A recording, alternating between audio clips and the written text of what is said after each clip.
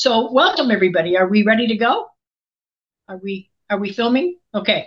So number one, I had some cute questions that I want to share with you. Is chicken fried steak made with chicken? No, it's not. It's beef. But the name originated because it's made very similar to deep fried chicken.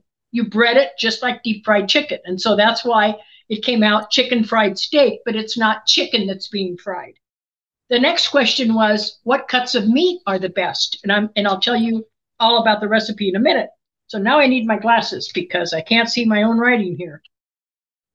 The best cuts are top round, which is very inexpensive, top sirloin, and minute steak. And the reason it's got different names, it depends on who the butcher is and how they designate that cut of meat. So what you need to remember is that any of those will work. Most stores, like in the stores where I am, you can buy a cube steak, which is what you use for chicken fried steak. You can buy that already pounded, tenderized. It's got those little blocks in it. But I have my weapon. I always say if somebody came to my door I didn't want here, I have a weapon. Because I bought this on Amazon. It's great. It's the best tool I've had. I used to have one of those metal pounders, and that's fine for thinning a piece of meat. And we'll talk about the other part of the show in a minute. But this is a weapon. Look at the nails. And it's safe because when it's in your drawer, you don't get poked. But it's spring-loaded. So the minute you put it into a piece of meat, it tenderizes it. So sometimes you'll find a top sirloin on sale, for instance, and you think, yeah, but it's not tenderized, and the butcher isn't able to tenderize it or doesn't want to or doesn't have the equipment to. My butcher does. If I ask him to, he runs it through the tenderizer. You can do it yourself. These are not expensive. It's just a plastic handle with the weapon on the end. Tracy, do you have one of these? No, I need one though. I'm looking for one right now. Look, it's like it's nails as far as I'm concerned, but it's spring loaded. The one I used to have years ago when my boys were still home, I always got nervous about it because if somebody stuck their hand in a drawer, this is not going to do that to you because if it's rolling around, it's only when you put pressure on the spring. So very inexpensive on Amazon. It's called a meat tenderizer. So what's the name on the side of it? Is it Cocoon? let's see if it's, hold on. Tell you if I put up, doesn't have a name. Literally, okay. It doesn't have anything imprinted. But anyway, you don't have to have a cube steak if you can't find one. Don't go, oh, I can't do that recipe because I'm in another country and I can't find it. Any kind of a tender steak like that, as long as it's pounded, so it's thin, cube steak is thin, and as long as it's tenderized, and you can do it yourself if you can't find somebody to do it. So that's talking about the steak itself. No, it's not chicken. However, I have made chicken fried steak with chicken, like Linda was saying that in the South, she's from Texas, that in the South, they do have restaurants that have chicken fried steak that's chicken and chicken fried steak that's beef. So if somebody cannot eat beef, I have a lot of patients that can't tolerate beef, any kind of red meat, but they can eat chicken. So if that's the case, make it with chicken. It's the breading, it's the way you cook it, it's the oil you use. It's the process of tenderizing it first into a thin patty that makes the most sense, okay? That's what makes the recipe the chicken fried steak. So don't get stuck with it.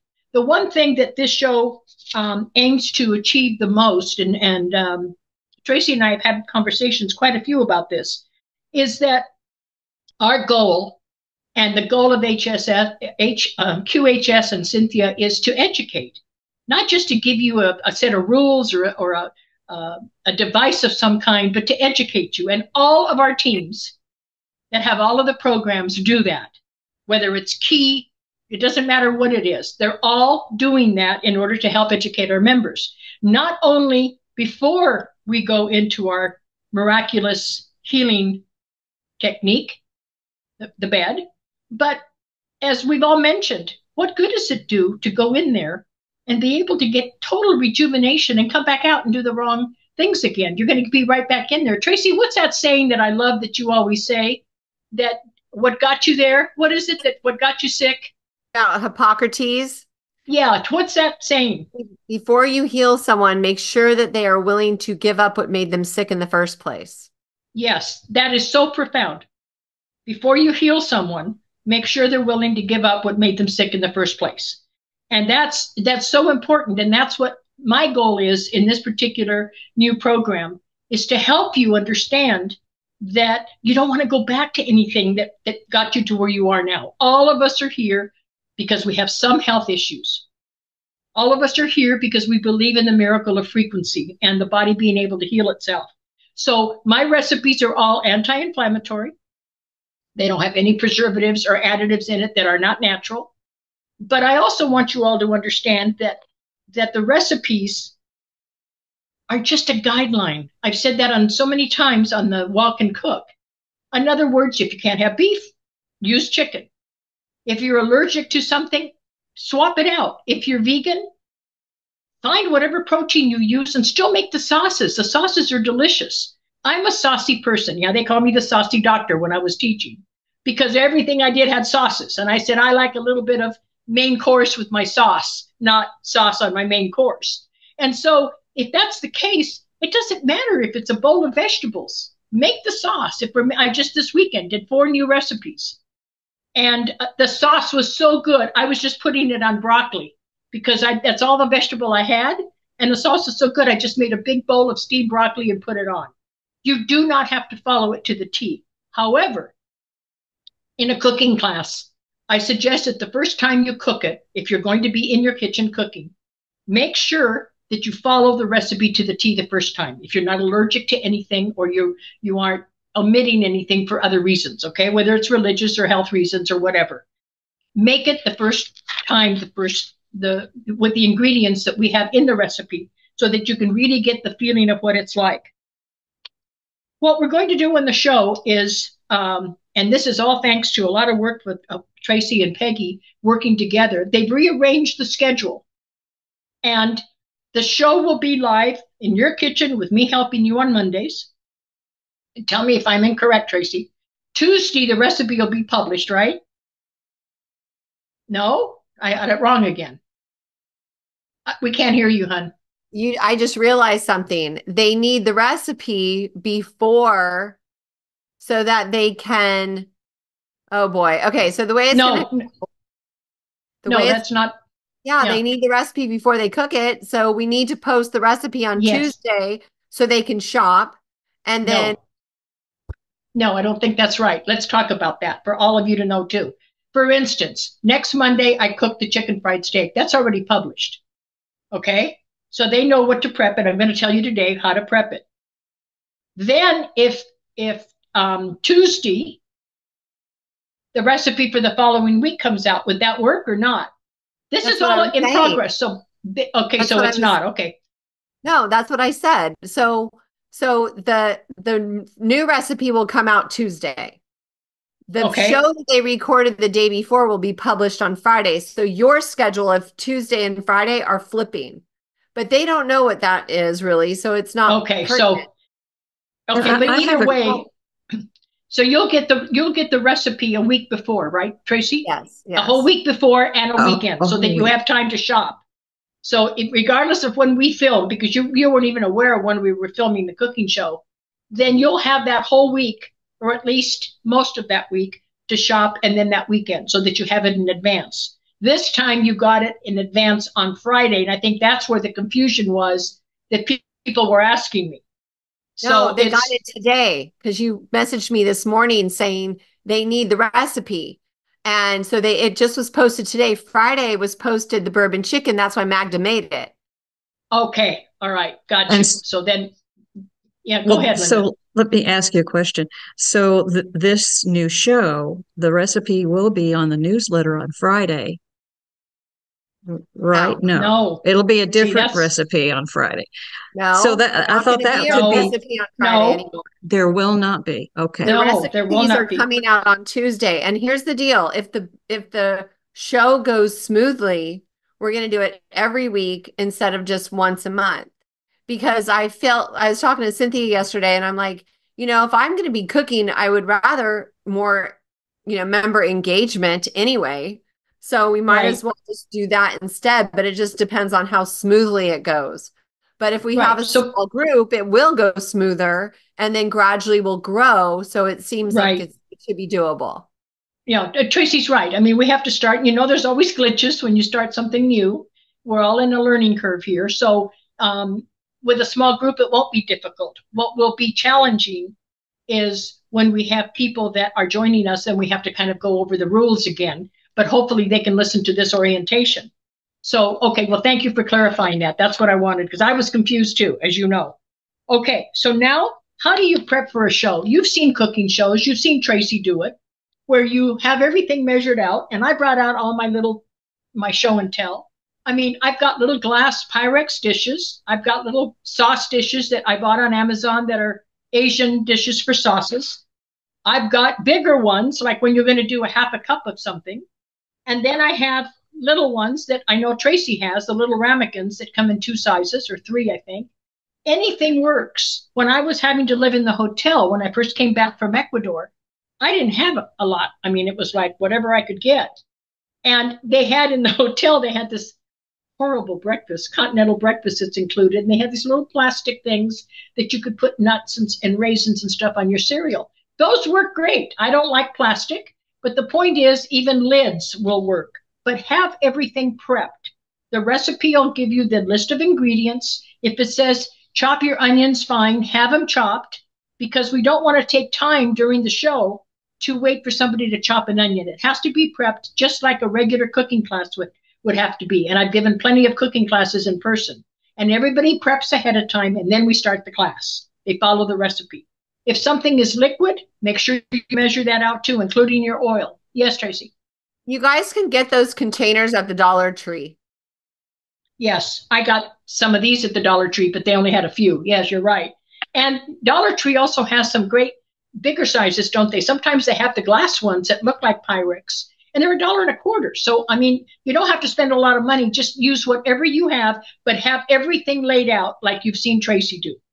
Have it all in front of you so that every ingredient that's in the recipe, we dump, we saute, we mash, we tenderize, whatever it is that we're doing in that recipe so that we can all do it together.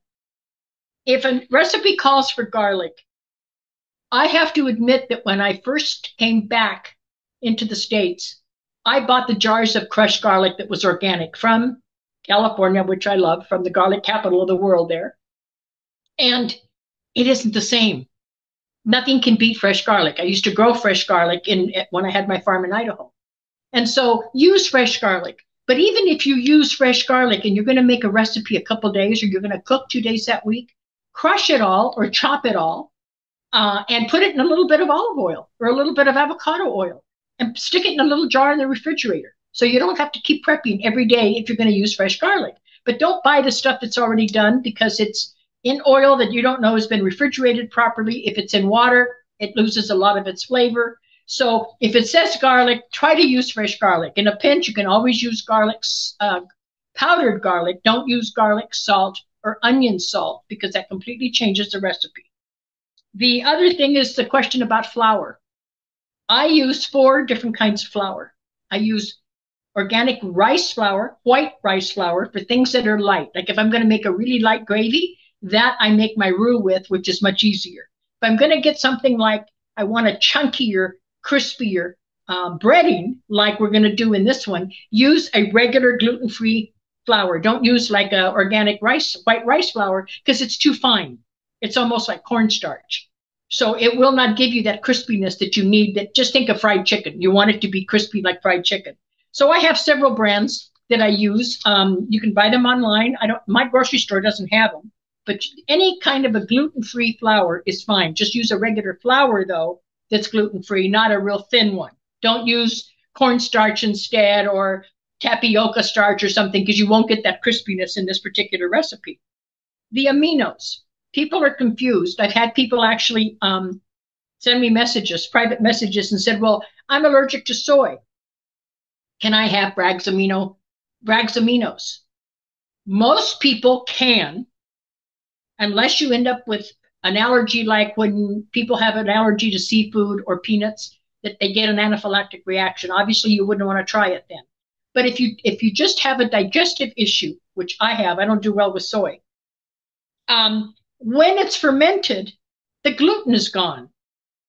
If you can buy gluten-free soy sauce, you can use Bragg's amino acids. If you don't want to use the soy, use the coconut aminos.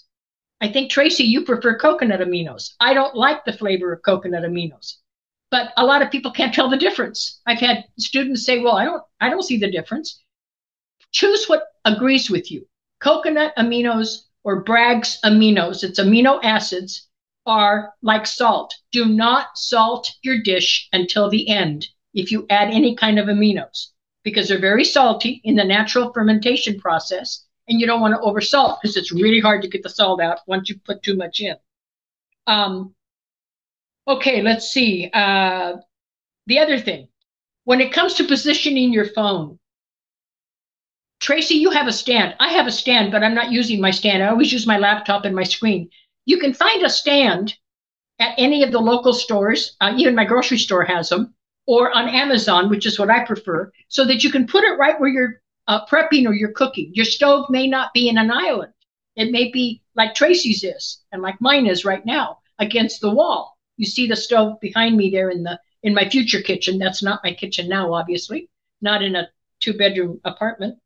But if the stove is against the wall, you may want to take the phone and just prop it up. Mine has a little stand in the back. My case does. Prop it so that you can see what you're prepping, and then move it to the stove if you have to for cooking. Tracy, what kind of a stand do you have? Because you were always moving your speaker, but what kind of a stand did you put your phone on? Well, I have one of those things, a pop socket. And I haven't seen those. Okay. This. Oh my gosh, you guys, really? Those are so cool. Because even when you're driving, like a suction? Suction cup. Now, see, like that? Oh, that's better than my stand. You get a stand and you can just put it in the stand. And they even have ones that you can put in your car that goes into your vent that has like a half circle, and you can sit it there, like, so you can use a map or something. So it's really helpful. Thank you. I didn't know that's what you were using. So anything to prop up your phone. If you don't have anything like that, prop it up with 2 books or your utensil holder or whatever. Just prop it up so that we can see, so that everybody learns as you go. And if you screw up, then we laugh about it and go on, because sometimes you're going to burn the onions, and sometimes your flame isn't high enough. Or I was always saying to Tracy, make sure the flame is higher. Stir it. You haven't been stirring it. So there are certain things that have to be done that are techniques that you don't want to miss. Like I'm always saying, make sure your onions are brown on the tips, medium brown, not burned. Why? Because the caramelizing of the onions is what gives the dishes the flavor. If you just kind of hurry up and saute them and they're transparent, you dump them in, that's fine for something that's cooking a long time, like a soup or a stew. I just made a stew because I'm going to publish a St. Patrick's Day stew. And that's fine for that. You don't have to get them brown. I think are better when they are. But otherwise, when you're sauteing, it's important that you use the techniques that I'll share with you. You don't have to later if you don't want to. But if you do, then you're going to find the difference. The other thing is, most of the things that I make, I really want all of you to give me feedback, because I appreciate all of you being here on the show and validating what we're doing to help all of you. Make the dish and then taste it the next day and tell us the difference. Magda, did you have the dish the next day? Was there a difference in flavor? Be honest. Okay, I made it last night, so I have leftovers today. I haven't tasted it yet, but the first day it was really good. Okay, well, the second day will be better. I even made the sweet and sour dressing for a Thai salad that I made this weekend that we'll be doing on the show later. And I made it the night before, not on purpose. I just knew my day was going to be crazy. And I knew I had to have my car towed because I got a nail in my tire again. So all of that going on in my life, it's like, no, I don't want to do it tomorrow. It was so much better just doing the simple vinegar and oil with a lot of other little things in it, just doing it the day before. Then I sliced my cucumbers and threw it all together. So please, all of you, if you cook any of the dishes, Eat them that day or taste them, and then let me know how they are the next day. All the cooking classes I took in France, all the ones I took in Italy and Greece, the chefs all said, don't tell anybody, but we really like the food better the next day. And a lot of them do cook their main meals the day before. Like on a Sunday, they'll cook if they know Monday's their busiest day or whatever. And then they just heat it up and give you the fresh rice or pasta or whatever. So it's not about eating everything immediately. It's got to have the time to meld those flavors. And if anybody's had a lot of food with exotic spices, whether it's Greek or Tunisian, and you're going to learn all of these because I'm a very eclectic cook that's cooked dishes from around the world. A few countries I haven't yet, and I'm going to master those yet.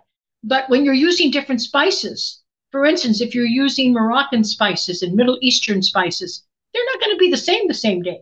I never eat my chicken curry the same day. I eat it the next day. Why? Because all of that turmeric and that garam masala and all of those wonderful spices that is like, oh, you can hardly stand it. You can't wait to eat it. It's so good, are not as good. The aroma is there, but not the flavor until the next day.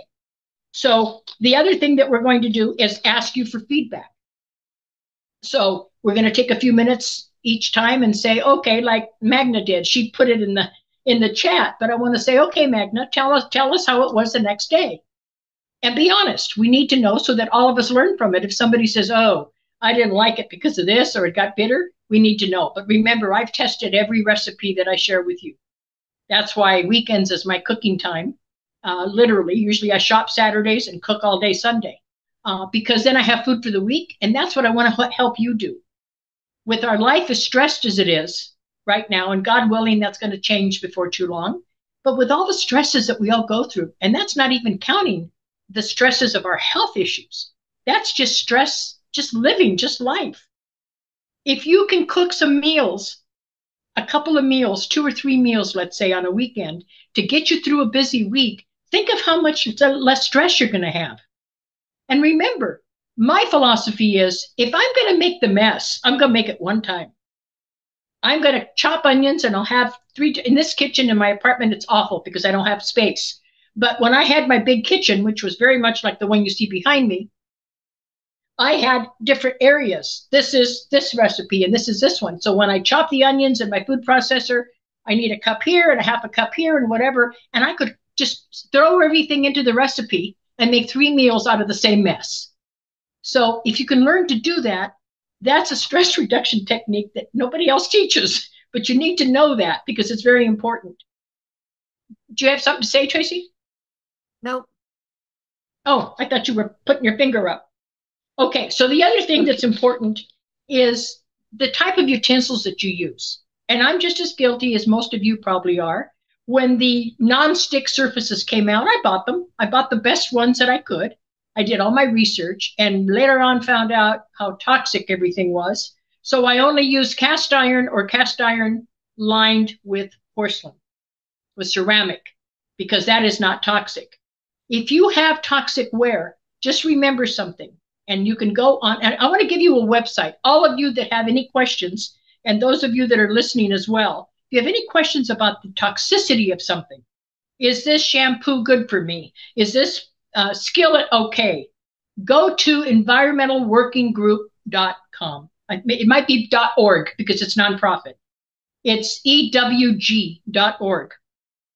I support them. They're a nonprofit. If it's only $5 you give them, these people are totally in favor of everything that is good for the population. They do not allow lobbyists.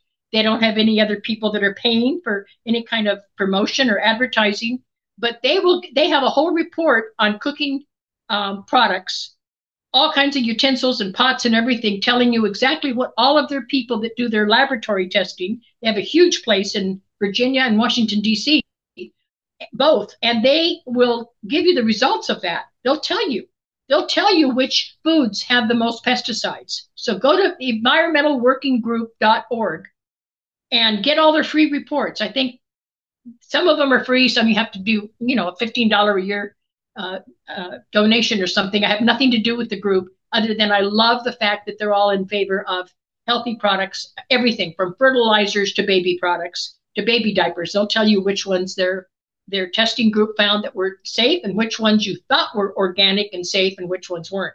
So for your cooking utensils, if you're going to replace anything that is Teflon or nonstick coating, especially once they have a scratch.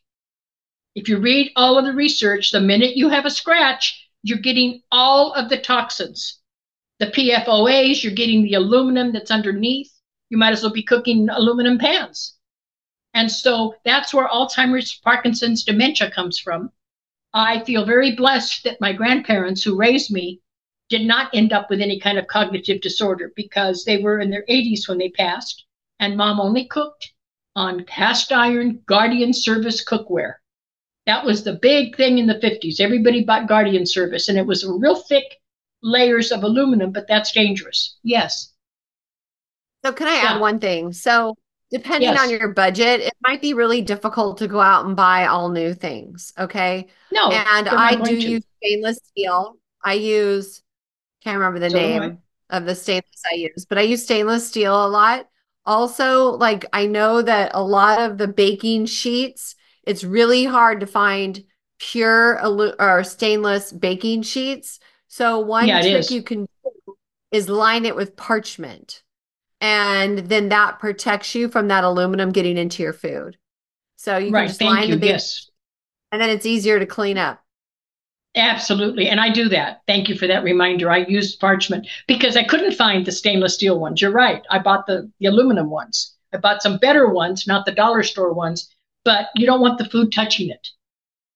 It's very important. And that aluminum is what you get when you have, well, not just aluminum, but it can be a lot of other metals. That when you have a scratch or you have a spot that is already worn in a pot, then you're getting all the toxic heavy metals. And so you don't want to do that. No, I don't mean to go out and buy all new cookware. I'm just saying when you can, replace them one at a time. I had to do that. All my cookware's in Ecuador. I can't get to it.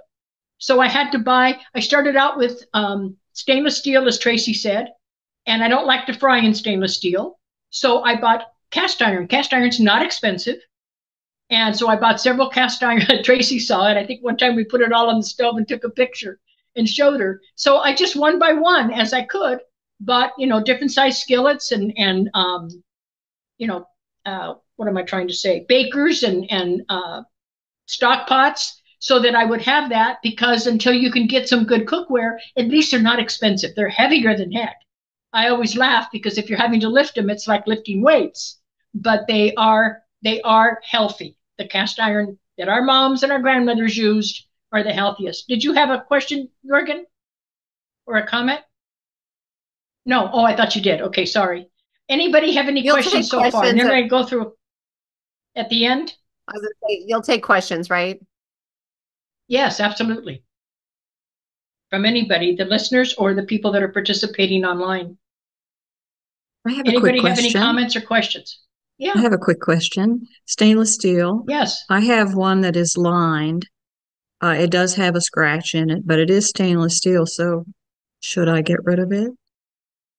Because of the lining scratched? Exactly, because the lining now will emit the toxins that the lining is made from. It's the lining itself. Yeah, it's a lining itself, yes. In your case, in other cases, it might be a cheap metal or aluminum underneath. In your case, the underneath is okay. It's the coating that isn't. It's the coating. Yeah, that's a good question. Thank you. Coating. Anybody have any comments or questions so far? I do. No? You do? Go ahead. How about Le Creuset pans or those pans like it? Like I bought a set at Costco. They're awesome. Yeah. They're awesome. Yeah. Because they're cast iron lined with they're really I have two of them lined with ceramic. Isn't that what you got for Christmas, Tracy? Yeah. Yeah, my boys got me one. Yeah. Nice. Yeah. So yeah, they're expensive, but if you don't use metal, like don't use an immersion blender in them. No. Because even though the immersion blender is not supposed to scratch it, it did scratch one of mine. I only use the immersion when I'm using cast iron or when I'm using stainless steel. So like if I'm making some kind of a sauce or something that I have to make real smooth, I make sure that I cook it in a stainless steel so that I can put the immersion blender. I also have some really nice stock pots that have a triple bottom of stainless steel that come from Brazil, I think. They're wonderful. And so you don't have to worry about the stainless steel or the cast iron. Just worry about any other kind because you will scratch them. Otherwise, they last a lifetime, and you'll have muscles too. Yeah, right. You'll build your muscles. Yeah. Yeah. Somebody else have a comment or a question? I have one more. Go ahead. What about no, that's okay. What you stir with? Most of my spoons and stuff are from wood, but I also have some Teflon ones. I don't have any steel ones. No, I don't use Teflon. Use the wood ones, or use the I don't, as much as I wouldn't say that's my first choice. The wood is my first choice. Yeah. The second choice would be the ones that are coated that I use in my pans, and I can't think of it. Silicone. Oh, that's if they're silicone. Yeah. Okay. Yeah, that won't scratch. But here's the trick. In my research, the silicone, like the whips coated in silicone, are okay because you're not leaving them in to cook. You're only whipping. Right. You don't want to buy a silicone spoon or a whip and let it sit in the pot the whole time it's cooking, because it's the high temperature that emits anything that is not healthy. Okay, so if you're just going to whip up a gravy or something that you're making, no problem. Just don't let it sit in there. Right. Okay. Thank you. Somebody else have a question or a comment? I thought I saw somebody. How about on the chat, Linda? Because there's some people on the chat. Is there any questions? I had a question. You're muted. Oh, you do. Okay. Am I? I think I'm unmuted now, right? You're unmuted now. Yeah. Yeah. What about clay pots? You know, like the Romanov or whatever they're called that go in the oven. Are they acceptable? Yep. Okay. They are extremely good. And I know that in South American cooking, they use a lot of clay pots. And I love clay pots, but you've got to make sure you know how they were made, because they have lead. They are made, the clay can have lead. Like, for instance, if you go to some of these, I'm going to say, inexpensive markets and buy some Mexican pottery, they're beautiful. And I'm in Texas. I love the Mexican pottery. They're beautiful for ornamental. But unless I knew where that pottery was made and how it was made, because I've been to some of the factories in Mexico and Panama and Ecuador. And in Ecuador, they didn't use lead. In Panama, they did. Because we went on a tour of the plant, and I just asked very casually, oh yeah, some of the paint is, and some of the ingredients is lead. So that's the tricky part. How are you going to find out? So I only use the pottery that is guaranteed lead-free. And there are some online that you can use, like a bean pot, for instance, you know, like to make baked beans and stuff. They will say lead-free. So be real careful with that. That's a really good question, because they cook beautifully. They retain the heat. It's even. But boy, you better be careful about the lead. Okay? Thank you. You're welcome. Other questions? I just want to add one thing. It is absolutely impossible for any of us to do everything perfectly all the time.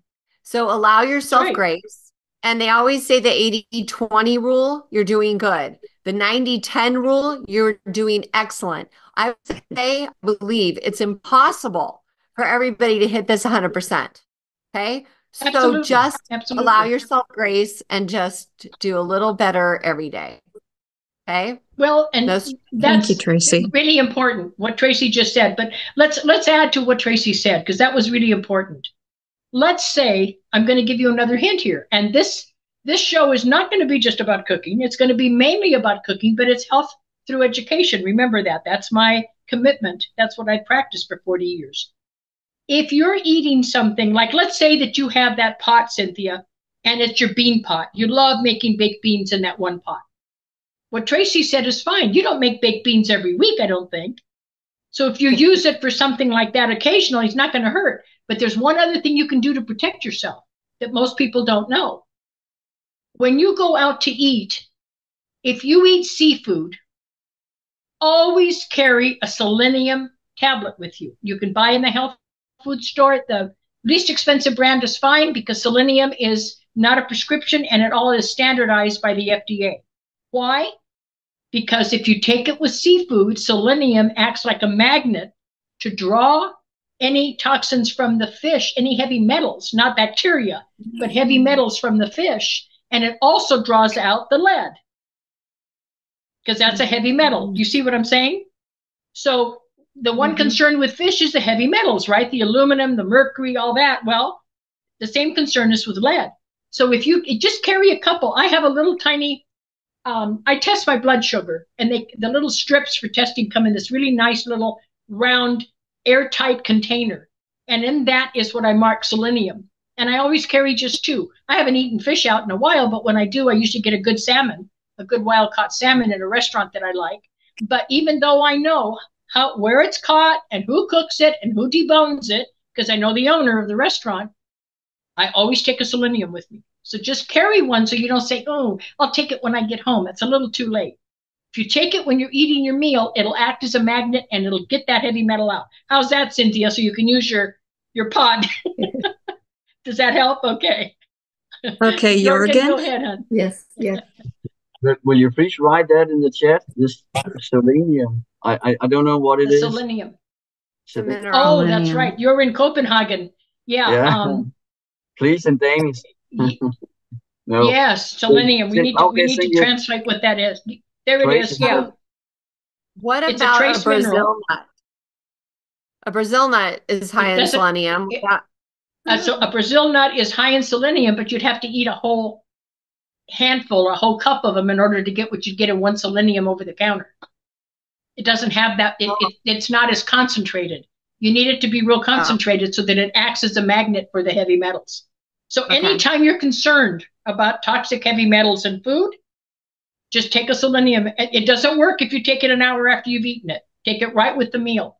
Does that help you, Jorgen, to figure out what it is? That helps you? I will find it. I will find it. You find it? Okay, good. What is it? What is it in Danish? I don't know yet, but I'm Googling it. I will Google it. Google it. Okay. Yeah, I know. Denmark's a little different. Is there a different milligram or gram? Not now. There used to be, Linda. That's a good question. But when the FDA standardized, just like a lot of supplements that I recommend that are only available to doctors for my patients, had to change name. The FDA made them change it because you can't make claims. So if something said for leaky gut syndrome, they had to change it, like for digestive disorders. Same thing with supplements. They couldn't say, selenium is at 500 milligrams is good for this. It's whatever the over-the-counter dose is fine. They're all just about the same. Yeah. It's usually 200. In Danish, it's selene. I have just bought that liquid selene. So now I know it. Thank you. Oh, okay. Okay, you're welcome. Did you say something, Tracy? Yeah, I said it's usually 200. Sorry, my internet is having a really bad time today. 200. Yeah, it is. It isn't usually that bad. Okay, usually 200. So let's just say that you have, like I do, a great big, beautiful salmon steak, and they make it, Magna, they make it at this place with a bourbon sauce, which is amazing. But let's say that I have a big steak and I always take half of it home. And then the next day I make a salmon salad. I put it in my food processor and make a salmon salad. You have to take another selenium because you've only eaten half the fish. So remember, it's every time that you eat something that you're concerned about toxic heavy metals, drink the selenium. That is a great, and it's not prescribing. It's just telling you what the selenium does because it isn't over the counter. It's not a prescription by any means, okay? Used to be, but it isn't now. Any other questions or comments? Are you all looking forward to cooking? Yes. Are you? Or I'm going. You're looking forward to it? You're looking forward to it. You too? How about you, Mary? Are you going to be cooking or are you going to be watching? Oop, you're muted, sweetie. Oh, Mary. You're muted, hon. Magdala. There you go. Yes. There you go. Thanks. I hope to be cooking. It depends on what's on that day. So I've just got to slot it in because it's a different time over here in Australia. But I hope to be cooking. But one question, Gloria, Dr. Gloria, if I could. Yes. Is it advisable every time that you eat fish, even like when you bite yourself salmon and whatever to cook, that you take that selenium afterward? Is it advisable every time? Well, if you're eating it every day, I would say no, because that's too much selenium, especially like at 200 milligrams. But for instance, if you have a pond, when I had my farm, my organic farm, I had bass that I had stocked in my own pond. I didn't have to take selenium because I knew what the water was like. It was artesian spring water in my own pond, fished on my own property. Other than that, I don't eat fish more than about twice a week. So as Tracy said, if 200 milligrams is what's on there is recommended, I wouldn't take it more than a couple times a week. It's too much. Okay. Okay. So much. Thank you. You're welcome. Okay. I have a special for all of you that were brave enough to come on camera today and support our new program and our new health through education. I'm not going to do this for everybody because it's impossible. If any of you on the show today, showing your face, have any special family recipe or recipe that you have that you love, but you know that it's got ingredients that can cause inflammation, tomatoes, potatoes, peppers, eggplant, or chili, for instance, and you want it modified. If I can modify it, I will do it. Private message me, send me the recipe, and I will modify it for you, and we'll do it on the show. We'll show the original, and then just for instance, I had a patient of mine, a private patient, that had this wonderful Greek recipe. I can't even pronounce it. The name's that long. And she said to me quite a while ago, Dr. G, I'll pay you to modify it, because she was having a family reunion coming up. I said, I don't want any payment for it, but let me see if I can do it. It is so good. It's like a moussaka made with lamb. Tracy, you'd love this. Made with lamb, and it was an old family recipe, but it had all kinds of nightshades in it. And she has rheumatoid arthritis. The poor woman, her hands are all crippled, and she, really fights to cook, and she loves cooking. So I changed it for her, and it's amazing. So just for those of you that are on the screen right now, if you have a favorite recipe you'd like me to adapt, I'll do my best. I'm not going to promise that it'll be the same, but so far I have about 90% success. So let's try it. And that's to thank all of you for being on the show today and to encourage you to keep keeping on. Okay? Tracy, any last closing comments? You're welcome. You're muted, hon. She's usually telling us we're muted. There. Oh, she's frozen. No. Oh, well, yeah, but it's her internet. Issues. She has trouble with it. Yeah, she's out in a rural area on her farm, so she has trouble with it. Yeah. You're still frozen. Okay. Me too. There. Hi, yeah. I am just looking forward to a lot of fun cooking with you guys, and I think it's going to be great. And you guys have any questions about anything, you can ask either one of us. And just FYI, as you probably know, we do cook a little differently. And so everybody's body can handle different things. So please just know that and don't sweat the small stuff.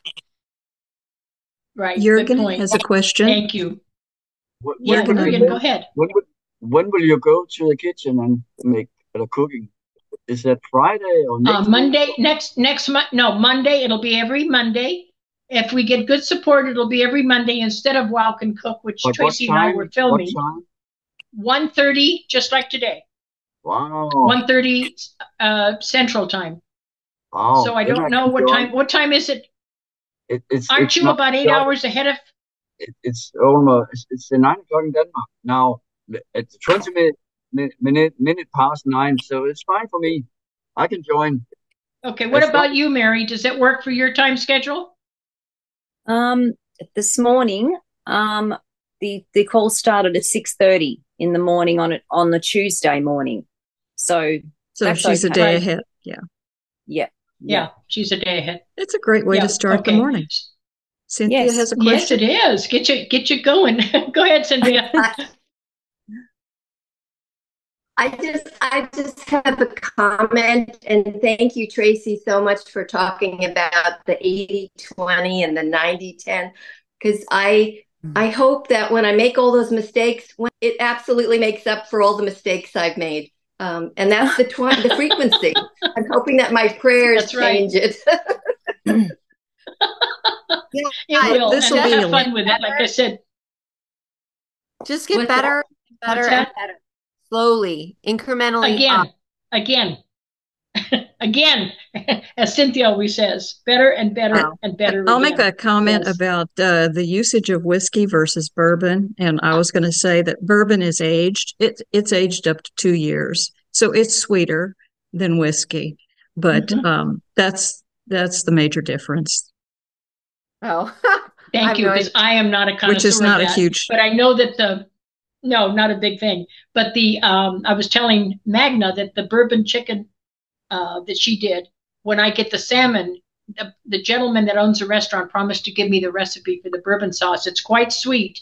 It has a lot of onions and other spices in it, and it's thick. It's reduced like a syrup, and oh my God, you just put that on the salmon, and you want it on everything. So he promised next time I go, I will get the recipe, and then I'll make sure that there's nothing in it we shouldn't have, because I eat it when I'm there and I'm fine. So let's hope it's all pretty clean. He's pretty particular. Well, I'm very excited about Tracy having some others cooking while she's cooking, and yes, maybe we can get photos. We can get photos of everybody's finished dish and post them. That would be nice. Idea. Oh, you know, and that you guys can send them to me, and I will have our video editor put them at the end of the video. That will be so cute. Oh, what a great idea. That's going to invigorate. I am not. It will. And that's an amazing suggestion. Yes, great. Take photos of your finished products, and yeah, that's a great suggestion. Okay, everybody, I'm going to let you go. Thank you so much for participating today. And remember my offer, if you have a recipe that you want converted, only those on the screen, send me a private message and we will get it converted as best I can for you. Okay? Awesome. Thank you so much. Thank you, Tracy. Thank you, Dr. Gloria. Thank you, Linda. Thanks, Tracy. Look forward to seeing you guys on Monday. Monday. Same time. On Monday. Okay. Thank you. Bye-bye. Bye-bye. Bye. Thank you. Bye.